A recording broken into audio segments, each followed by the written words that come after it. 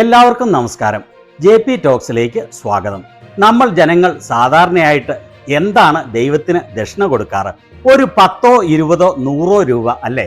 ദൈവത്തിനോടുള്ള ഭക്തി കൊണ്ട് അവിടുത്തെ കാര്യങ്ങൾ നടക്കാൻ. എന്നാൽ നമ്മൾ ജീവിക്കുന്നത് പുതിയൊരു ഭാരതത്തിലാണ്. ഇവിടെ ഭക്തി ഒരു വലിയ കച്ചവടമാണ്. ആ കച്ചവടത്തിലെ ഏറ്റവും പുതിയ മെഗാ ഓഫർ എന്താണെന്നോ? അയോധ്യയിലെ രാമക്ഷേത്രത്തിലേക്ക് പാവം ഭക്തന്മാർ ചോര നീരാക്കി നൽകിയ പണം അപ്പാടെ മുക്കിക്കളയുക. അതെ, നിങ്ങൾ കേട്ടത് ശരിയാണ്. രാമക്ഷേത്ര നിർമ്മാണത്തിന്റെ പേരിൽ കോടിക്കണക്കിന് രൂപയുടെ തട്ടിപ്പ്. ഭഗവാൻ ശ്രീരാമനെ പോലും വിറ്റു തിന്നുന്ന ഒരു കൂട്ടം സംഘികൾ. സാധാരണയായി രാജ്യത്ത് എന്തു വലിയ അഴിമതി നടന്നാലും നമ്മുടെ മൗനവ്രതക്കാരനായ മോദിയും അവരുടെ പാർട്ടിയായ BJPയും ഒന്നും അറിയാത്ത ഭാവത്തിൽ ഇരിക്കും. അവർക്ക് മിണ്ടാൻ സമയമില്ല. പകരം അവർ എന്തു ചെയ്യും? വളരെ ലജ്ജയില്ലാതെ നേരെ കോൺഗ്രസിന്റെയും സമാജ്വാദി പാർട്ടിയുടെയും തലയിൽ കുറ്റം കെട്ടിവയ്ക്കും. ഇനി അതൊന്നും പോരെങ്കിൽ ചില വിരുദ്ധന്മാർ പറയുന്നു ഇതിനു പിന്നിൽ മുസ്ലിങ്ങളാണ് എന്ന്. എന്തൊരു മനോഹരമായ തത്വം അല്ലേ?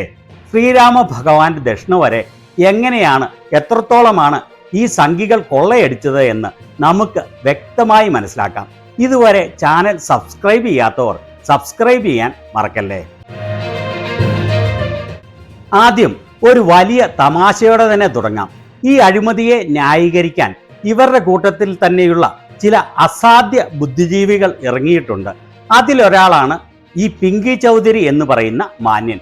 ഹിന്ദു രക്ഷാദൾ എന്ന പേരിൽ എല്ലായിടത്തും കലാപമുണ്ടാക്കുന്ന വളരെ മാന്യനായ വ്യക്തിയാണ് ഇയാൾ. ആ തലച്ചോറില്ലാത്ത സംഘി എങ്ങനെയാണ് ഈ അഴിമതിയെ ന്യായീകരിക്കുന്നത് എന്ന് കേട്ടില്ലെങ്കിൽ നമ്മുടെ ജീവിതം വൃഥാവിലാകും. പുള്ളി എന്താണ് പറയുന്നത് എന്ന് ഒന്ന് കേട്ടു നോക്കാം. हमारा पैसा, हिंदू का पैसा, अगर किसी हिंदू ने ले भी लिया, भाई तुम लोगों को क्यों मिर्ची लग रही है? तुम लोगों ने जितनों ने भी ये आवाज उठाई है, मैं उनसे ये पूछना चाहता हूं कि उन्होंने राम मंदिर में जाकर के कितना चंदा दिया, कितने आभूषण चढ़ाए राम जी को? कोई है जवाब किसी के पास? लेकिन सबको केवल एक बात बोलिए, राम मंदिर में चंदा चोरी हो गया है। अबे तुम्हें क्या फर्क पड़ रहा है? हिंदू का दिया हुआ पैसा हिंदू के पास गया। ये जो हिंदू का दिया हुआ पैसा जिससे मस्जिद बन रही है, मदरसे बन रहे हैं, चर्च बन रही है, उन पे किसी ने आवाज नहीं उठा. ആശാൻ പറഞ്ഞത് ഇതാണ്. നമ്മുടെ പണം, ഒരു ഹിന്ദുവിന്റെ പണം, അത് മറ്റേതെങ്കിലും ഒരു ഹിന്ദു എടുത്തുപോയി എന്ന് വിചാരിക്കുക. അങ്ങനെയെങ്കിൽ നിങ്ങൾക്ക് എന്താണ് ഇത്ര മുളകരച്ചു പുരട്ടിയതുപോലെ പൊള്ളുന്നത്?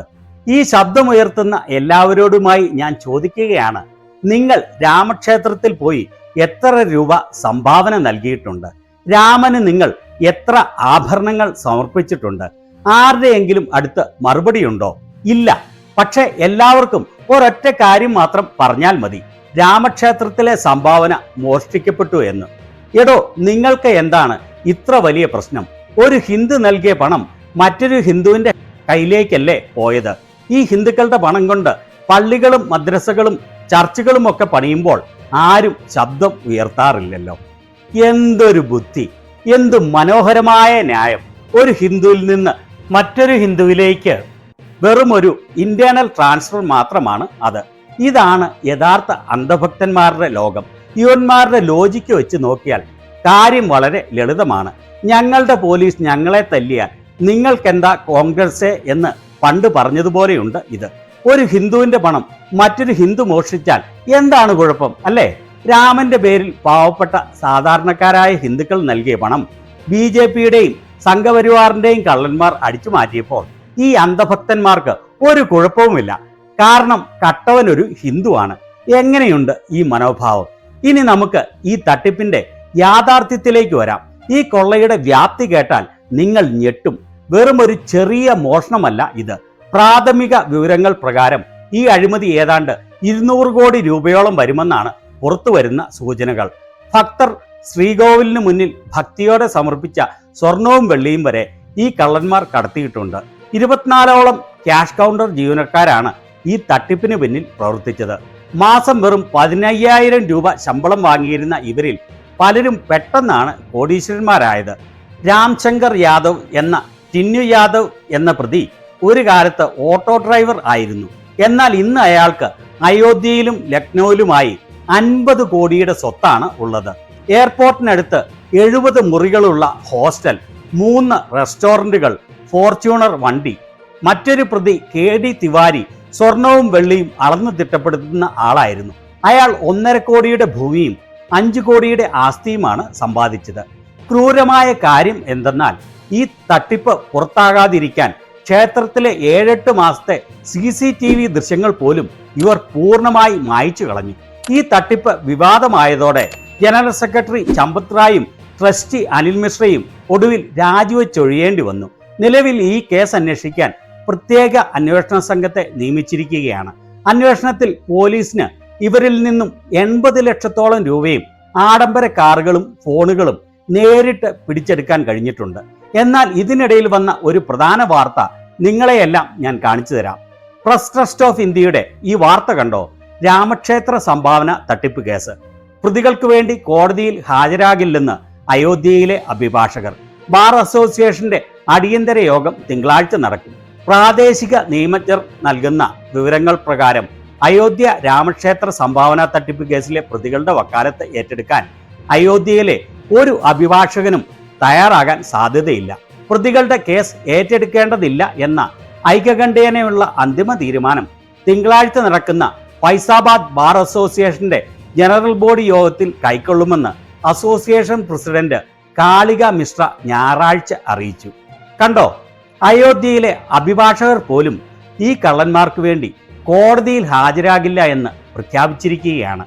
അയോധ്യയിലെ ഫൈസാബാദ് ബാർ അസോസിയേഷൻ ഏകകണ്ഠമായി തീരുമാനമെടുത്തു കഴിഞ്ഞു. ഭഗവാൻ ശ്രീരാമന്റെ പണം മോഷ്ടിച്ച ഈ രാജ്യദ്രോഹികൾക്ക് വേണ്ടി ഒരൊറ്റ വക്കീലും ഒപ്പിടില്ല എന്ന്. അവിടുത്തെ വക്കീലന്മാർക്കുള്ള ബോധം പോലും നമ്മുടെ കേന്ദ്രം ഭരിക്കുന്ന നേതാക്കൾക്കില്ല. ഇത്രയൊക്കെ സംഭവിച്ചിട്ടും നമ്മുടെ മോദി എവിടെയാണ്? BJPയുടെ 2 രൂപ കൂലികൾ എവിടെ പോയി? എപ്പോഴും ജയ് ശ്രീറാം വിളിച്ച് നടക്കുന്ന നേതാക്കൾ ഈ വിഷയത്തിൽ മൗനത്തിലാണ്. കാരണം BJP എന്ന് പറയുന്നത് വെറും ഒരു രാഷ്ട്രീയ പാർട്ടിയല്ല, അതൊരു ലൂട്ടേഴ്സ് പാർട്ടിയായി മാറിയിരിക്കുകയാണ്. നിങ്ങൾ കഴിഞ്ഞ കുറച്ചു വർഷങ്ങളായി ഈ BJP MPമാരുടെയും MLAമാരുടെയും സ്വത്തുവിവരം ഒന്ന് എടുത്തു നോക്കൂ. സാധാരണക്കാരായ ജനങ്ങൾ ദാരിദ്ര്യത്തിൽ നിന്ന് ദാരിദ്ര്യത്തിലേക്ക് പോകുമ്പോൾ ഇവരുടെ സ്വത്ത് 100ഉം 200ഉം ഇരട്ടിയായാണ് വർദ്ധിക്കുന്നത്. ഇവർക്ക് ഭഗവാൻ രാമനോടോ ഹിന്ദുമതത്തോടോ ഒരു ആദരവുമില്ല.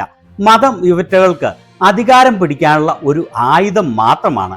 സ്വന്തം പോക്കറ്റ് നിറയ്ക്കാൻ വേണ്ടി അവർ രാജ്യത്തെ മുഴുവൻ വിറ്റുതുലയ്ക്കുന്നു.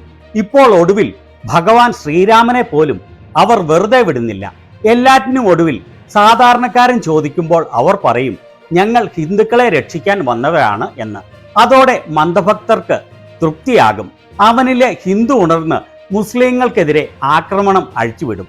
സ്വന്തം കാൽച്ചുവട്ടിലെ മണ്ണ് ഒലിച്ചു പോകുന്നത് അവർ മറക്കും. സുഹൃത്തുക്കളെ, ഇതാണ് ഇന്നത്തെ നമ്മുടെ രാജ്യത്തിന്റെ അവസ്ഥ. നരേന്ദ്രമോദിയും BJPയും ഹിന്ദുക്കളെയും രാജ്യത്തെയും എത്രമാത്രം സ്നേഹിക്കുന്നു എന്നതിൻ്റെ ഏറ്റവും വലിയ തെളിവാണ് അയോധ്യയിലെ ഈ കൊള്ള. പക്ഷേ ഒരു കാര്യമുണ്ട്, ഈ അന്ധഭക്തന്മാർ ഇത് അർഹിക്കുന്നുണ്ട്. കാരണം അവർക്ക് എത്ര വലിയ തട്ടിപ്പ് മുന്നിൽ കാണിച്ചാലും അവരുടെ കണ്ണു തുറക്കില്ല. അവർക്ക് ചിന്തിക്കാനുള്ള കഴിവ് നഷ്ടപ്പെട്ടിരിക്കുന്നു. സ്വന്തം തലച്ചോറ് പണയം വെച്ച അന്ധഭക്തർ ഉള്ളിടത്തോളം കാലം മോദിമാർക്കും BJPക്കും ഭയപ്പെടാനില്ല. മോദിക്ക് വേണ്ടതും അങ്ങനെയുള്ള ജനങ്ങളെയാണ്. ചോദ്യങ്ങൾ ചോദിക്കാത്ത, വിമർശിക്കാത്ത, വെറുതെ കൈയടിക്കുന്ന അടിമകളെ. അതുകൊണ്ട് അന്ധഭക്തന്മാരെ, നിങ്ങളുടെ പണം അവർ ഇനിയും കൊള്ളയടിക്കട്ടെ. കാരണം കട്ടവൻ ഒരു ഹിന്ദു ആണല്ലോ. ഇതിനെക്കുറിച്ചുള്ള നിങ്ങളുടെ അഭിപ്രായങ്ങൾ താഴെ കമന്റ് ചെയ്യുമല്ലോ. മറ്റൊരു വീഡിയോയുമായി വീണ്ടും കാണാം. നന്ദി, നമസ്കാരം.